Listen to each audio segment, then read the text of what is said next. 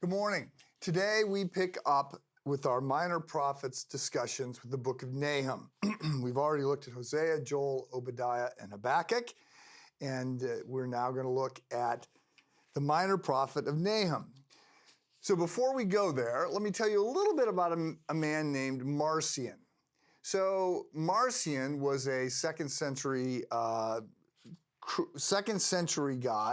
He was the son of a bishop.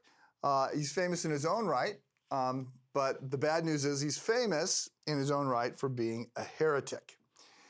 Marcion fell into that camp that said he did not want to hear about a God who got angry. He didn't want to hear about a God of wrath. He didn't want to hear about a God of judgment.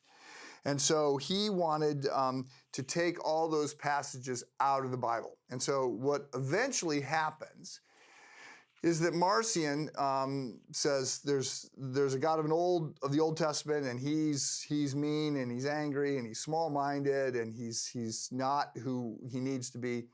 And then there's a God of the New Testament who's a God of love and grace and kindness. And we need to get rid of the God of the Old Testament. We need to focus on the God of the New Testament. So he took out his scissors or whatever you had access to in the second century, and he basically threw away the Old Testament. And then he threw away most of the New Testament, or any part of the New Testament that reminded him of the Old Testament. And that included Matthew, Mark, and John. It included a number of the epistles. And basically it it just included the things that he didn't like. And so he ended up with parts of the Gospel of Luke and 10 of the Apostle Paul's letters. And I share that because there is some Marcionism that is alive today. There are lots of people who tend to think of the God of the Old Testament as being a God who's angry and small-minded and plays favorites with the Jews. And then there's a God of the New Testament who is just much more loving and gracious. And so they don't want to deal with a God who has wrath, a God who is declared to be jealous, a God who talks about judgment. And so they just have problems, among other things, with the book of Nahum. Because in the book of Nahum, more than just about any other book in the Bible, we get introduced to God's wrath. In case you haven't read Nahum in the last, 48 hours, in case you are a closet Marcionite and you just don't read the Old Testament, you focus on the New Testament and the Psalms, I want to read you verses 1 and 2 of what opens as the Oracle of Nineveh, the book of the vision of Nahum the Elkoshite. A jealous and avenging God is the Lord. The Lord is avenging and wrathful. The Lord takes vengeance on his adversaries, and he reserves wrath for his enemies.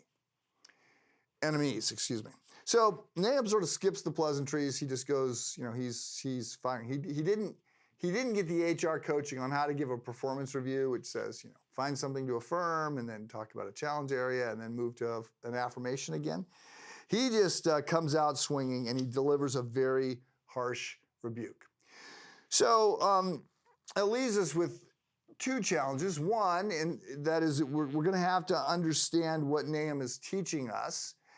We need to understand what Nahum is saying about God's character and God's nature, his jealousy, his vengeance. And then secondly, we have to figure out what we're going to do about what the Bible teaches us. So let me just note, you could be a full-out Marcionite and just say, I think the God of the Old Testament and the New Testament are not the same God, which I think that's wrong. You could be sort of a second-class Marcionite and not ever say that, but just act like that's true and only focus on the New Testament and ignore all of these passages that talk about God's justice and his wrath.